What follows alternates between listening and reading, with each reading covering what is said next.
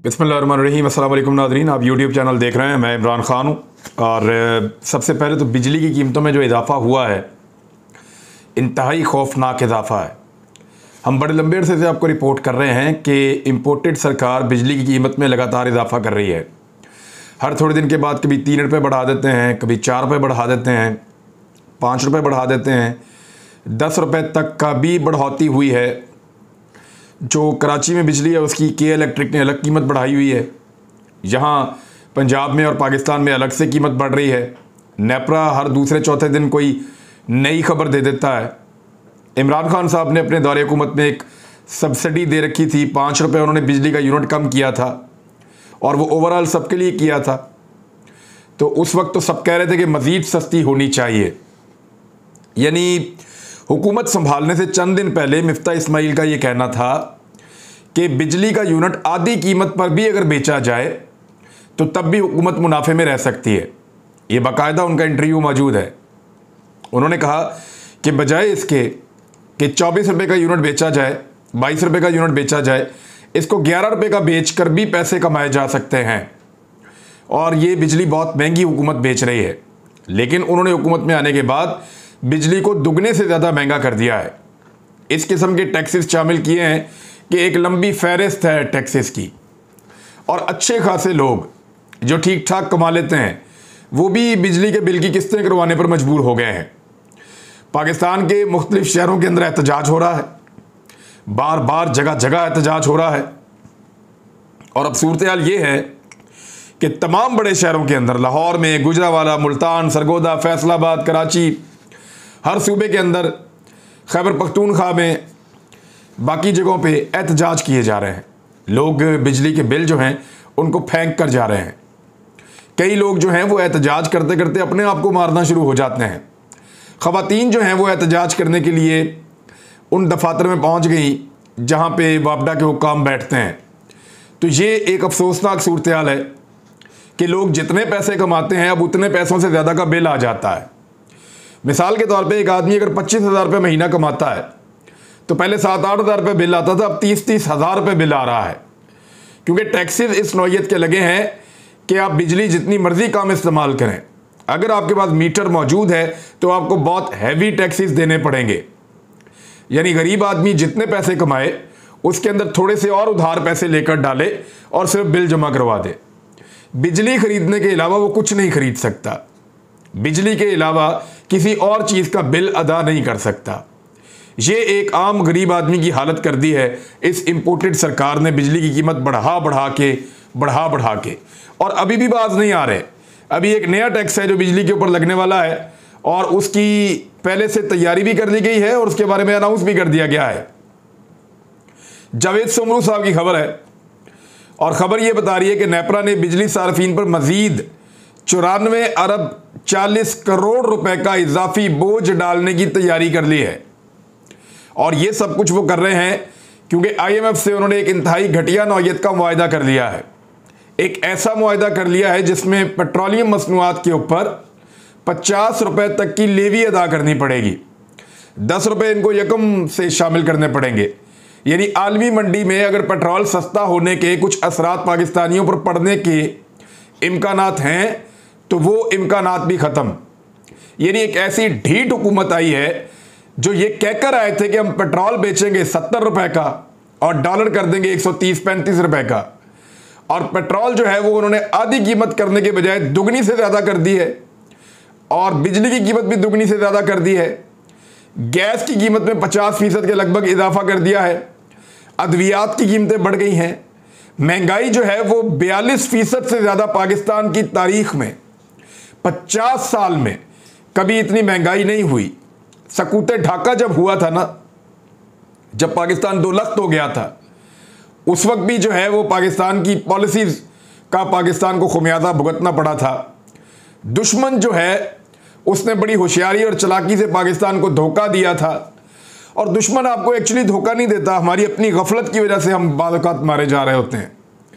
उसके ऊपर बहुत सारे पेपर्स हैं, उसके ऊपर फिर कभी बात करेंगे। लेकिन जब पाकिस्तान 2 लख्त हुआ, ये पाकिस्तान की एक तल्ख तारीख है, उसके बाद पाकिस्तान में एक इस नौयत की महंगाई और इस नौयत की सूरत हाल बनी थी। लगभग 50 साल का रिकॉर्ड टूट गया है पाकिस्तान में महंगाई का, और जो शौक करने वाले लोग हैं उनके शौक सलामत रहें, उनके शौक अभी भी ख़त्म नहीं हो रहे। आरिफ हमीद भट्टी साहब को भी मुबैना तौर पे ऑफ एयर कर दिया गया है। कोई फेयर गेम पाकिस्तान में नहीं हो रही, चीज़ें महंगी से महंगी होती चली जा रही हैं और मज़ीद महंगी करने की तैयारी की जा रही है, और किसी के कानों पर जूं तक नहीं रेंग रही। ये जो लोग अवाम का नाम लेकर महंगाई का डंका बजाते हुए रोला डालकर इक़्तिदार में आए थे कि लोगों की जान निकल जाएगी अगर हम ना आए, तो हम लोगों को संभालने आए हैं, उन्होंने लोगों का बेड़ा गर्क करके रख दिया है। आज किसी गरीब का चूल्हा कैसे जले जब बिजली के बिल इतने बड़े हैं, गैस के बिल इतने बड़े हैं। अभी सर्दियां आने वाली हैं, सर्दियों में जब गैस की कीमत लोग अदा करेंगे, लोगों को लग पता जाएगा। इमरान खान ने कहा था कि मैं तो बर्दाश्त कर लूंगा, लेकिन ये जो माफिया है ना, ये जिस तरह का बोझ डालेगा आपसे बर्दाश्त नहीं होगा। और अब पाकिस्तानियों के साथ बदकिस्मती से वही हो रहा है।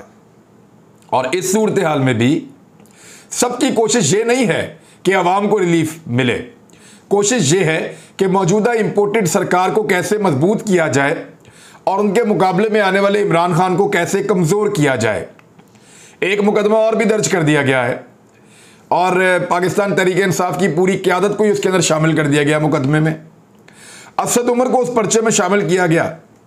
हालांकि असद उमर जिस वक्त वो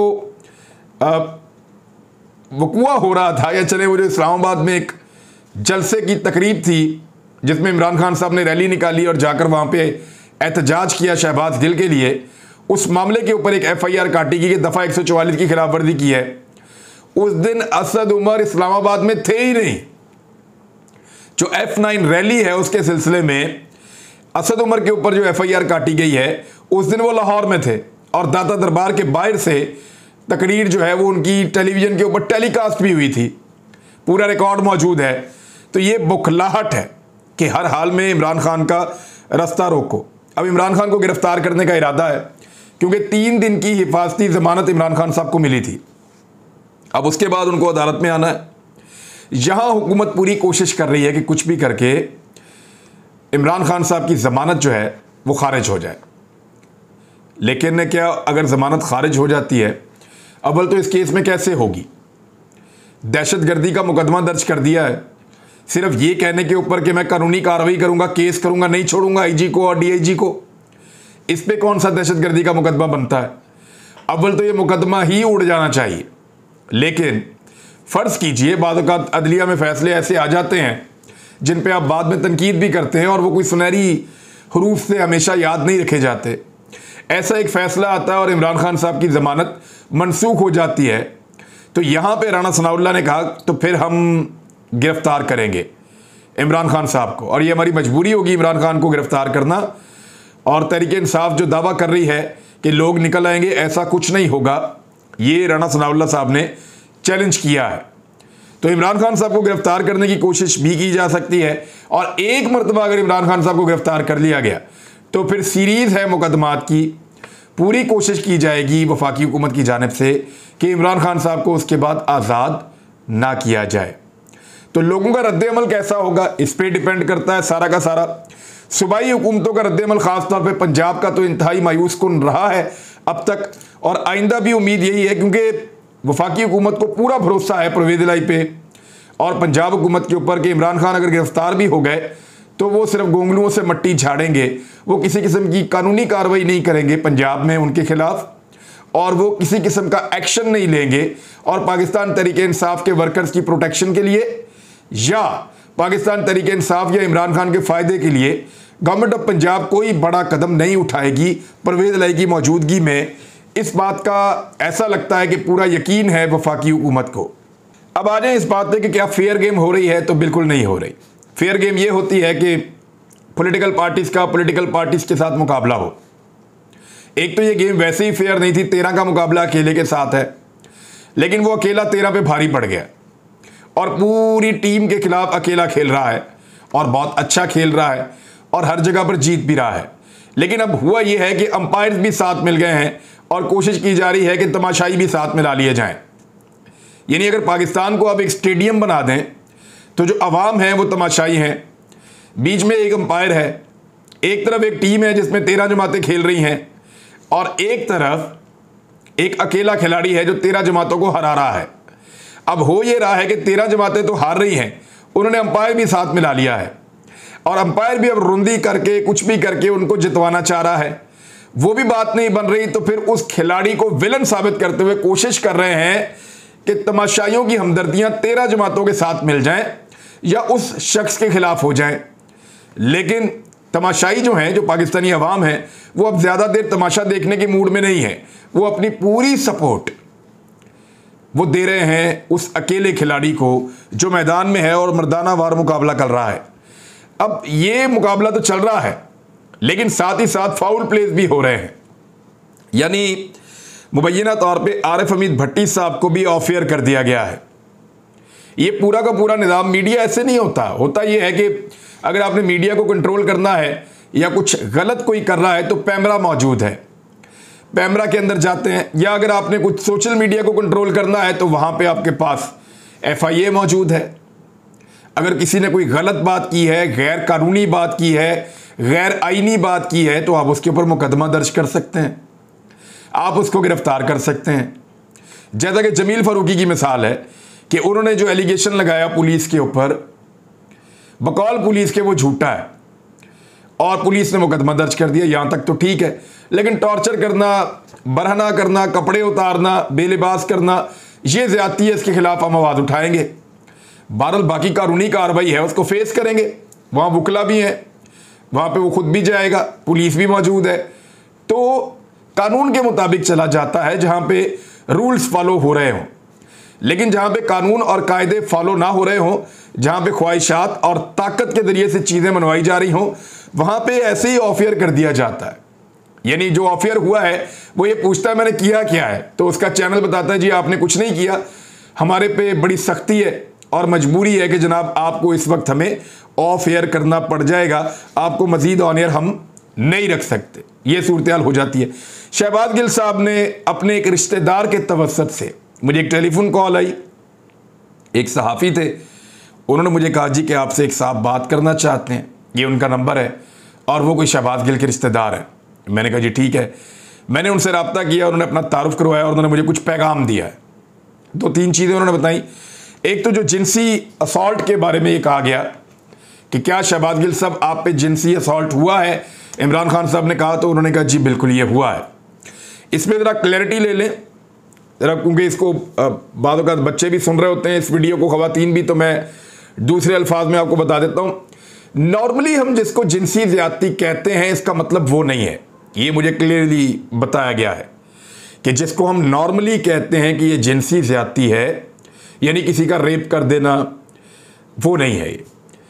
और जिनसी असॉल्ट की मैं डेफिनेशन पढ़ रहा था, एक्चुअली शहबाज गिल बहुत पढ़े लिखे आदमी है, वो आता उसी डेफिनेशन में है कि किसी की मर्जी के बगैर ज़बरदस्ती आप उसके कपड़े उतार दें और उसके ऊपर टॉर्चर करें और उसके उन प्राइवेट पार्ट्स के ऊपर टॉर्चर करें जो वो बहुत मायूब समझा जाता है बुनियादी तौर पे। तो ये भी जिनसी असॉल्ट है, ये भी एक सेक्सुअल असॉल्ट इसको हम कहेंगे। तो ये इस तरह से है, यानी शहबाज गिल की मर्ज़ी के बगैर, उसकी कॉन्सेंट के बगैर उनको बेलिबास किया गया, उनके कपड़े उतारे गए और उनके प्राइवेट पार्ट्स के ऊपर टॉर्चर किया गया। दिस इज़ जिनसी असॉल्ट।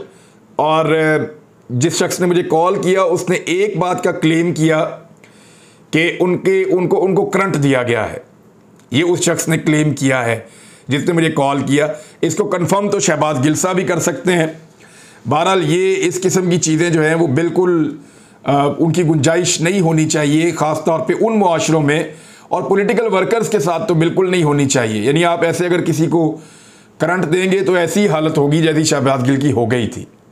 इट्स वेरी अनफॉर्चुनेट अगर ये सच है तो, क्योंकि ये क्लेम किया गया है किसी शख्स की जानिब से। शहबाज गिल जब कभी बाहर आएंगे वो इसके बारे में बताएंगे तो मज़ीद क्लैरिटी हो जाएगी। एक और चीज़ जो मुझे बताई गई, एक मैंने आपसे कहा था कि सैटेलाइट फ़ोन के हवाले से रोला पड़ेगा, कि सैटेलाइट फ़ोन के हवाले से ये रोला पड़ जाएगा जो वहाँ से बरामद किया गया है शहबाज गिल के कमरे से। तो मैं आपको बता देता हूँ कि मुझे भी याद है एक दिन लॉन्ग मार्च में मैंने बहुत दफ़ा फ़ोन किया सिर्फ लोकेशन पता करने के लिए, तो इमरान खान साहब के कंटेनर के आसपास सिग्नल नहीं थे और जैमर साथ चल रहे होते थे। और ये मुझे अच्छी तरह याद है कि पहले भी जब मैंने पूछा एक दिन पाकिस्तान तहरीक-ए-इंसाफ के एक शख्स से कि जनाब आप राब्ता कैसे करेंगे अगर सिग्नल बंद हो जाते हैं, मोबाइल फ़ोन्स के टावर से सिग्नल बंद कर दिए जाते हैं तो फिर आप क्या करेंगे? तो उस पर उन्होंने मुझे जवाब दिया कि हमारे पास सैटेलाइट फ़ोन होगा। ये गालिबन वही सैटेलाइट फ़ोन है और ये हर पॉलिटिकल पार्टी के पास ज़रूर होते हैं। एमरजेंसी की सिचुएशन में आप इनको इस्तेमाल करते हैं। अभी बिलावल भुट्टो सैलाब ज़दा इलाकों के अंदर मूव कर रहे हैं, अगर वहाँ पे कोई ऐसी इमरजेंसी है और इंटरनेट काम नहीं कर रहा तो सैटेलाइट फ़ोन वो इस्तेमाल कर सकते हैं। बहुत सारे और लोग भी सैटेलाइट फ़ोन इस्तेमाल करते हैं, प्राइवेट लोगों के पास भी होते हैं। तो ये गालिबन उसी तरह का सैटेलाइट फ़ोन है जो इस तरह की सिचुएशन के अंदर पार्टी इस्तेमाल कर सकती है, लेकिन इसको अब जवाब बनाया जा रहा है। राणा सनाउल्लाह साहब ने अब ये कहा कि सैटेलाइट फ़ोन जो है उसका फॉरेंसिक होगा, उससे मालूम होगा किन किन मुल्कों से और किन किन लोगों से उनका राब्ता रहा है। तो मैंने आपसे कहा था कि इसको एक कंट्रोवर्सी बनाने की कोशिश की जाएगी और ऐसा लगता है कि अब बन रही है। 4 USBs बरामद की गई हैं शहबाज गिल के कमरे से। ये बात आपको किसी ने नहीं बताई अभी तक, मीडिया पे रिपोर्ट भी नहीं हुई। मुबैना तौर पे 4 USBs बरामद की गई हैं शहबाज गिल के कमरे से। उनमें से 2 को शहबाज गिल पहचानते हैं, 2 के बारे में उनको नहीं पता वो कहाँ से आई हैं। और अगर वो शहबाज गिल साहब के बकौल कि अगर वो है भी मेरी तो बहुत पहले मैंने कभी ख़रीदी होंगी, मुझे बिल्कुल याद नहीं है। और क्योंकि मैंने उनमें कभी कोई काम नहीं किया तो मे बी वो खाली होंगी, वरना वो वहाँ पे किसी ने रखी हैं, क्योंकि चीज़ों की तरतीब बदली हुई है उनके कमरे में बकौल उनके। तो शहबाज गिल का जो 4 USB मिली हैं उनमें से 2 में क्या है मैं आपको बता देता हूँ। उनमें 2 के अंदर जो है कुछ लेक्चर्स हैं शहबाज गिल साहब के जो वो डिलीवर करते रहे हैं अमेरिका की यूनिवर्सिटी में, और साथ ही उन USBs के अंदर लोकल गवर्नमेंट्स का एक ब्रीफिंग है, एक पूरी की पूरी प्रेजेंटेशन है जो उसके अंदर मौजूद है। ये चीज़ें तो अच्छी तरह याद है शहबाज गिल को कि उसमें डाटा भी कुछ मौजूद है, कुछ उनके लेक्चर्स मौजूद हैं, कुछ उन्होंने लोकल गवर्नमेंट के ऊपर एक उनकी ब्रीफिंग है वो उसके अंदर मौजूद हैं डॉक्यूमेंट। तो ये चीज़ें तो 2 USBs के अंदर हैं, बाकी 2 में क्या है वो नहीं जानते। लेकिन मेरे एक और सोर्स ने मुझे बताया कि कुछ USBs के अंदर कुछ मवाद डाला जाएगा और डालने के बाद मुबैना तौर पे उसको शहबाज गिल के ख़िलाफ़ इस्तेमाल करने की कोशिश की जाएगी। जो मेरे पास इंफॉर्मेशन आई है मैंने आपके साथ शेयर कर दी है। देखते हैं कि कोई USB वाला गेम होता है या नहीं होता है, या पुलिस का इस पर क्या मौक़िफ़ है। पुलिस अपना मौक़िफ़ इस पर दे सकती है, जब पुलिस इसके बारे में कुछ कहेगी तो हम वो मौक़िफ़ ज़रूर बताएंगे। और ये शहबाज गिल साहब का एक छोटा सा पैगाम था, चीज़ें थी, मैंने आपके साथ शेयर कर ली हैं। अब तक के लिए इतना ही। अपना ख्याल रखिएगा, अपने इस चैनल का भी। अल्लाह हाफ़िज़।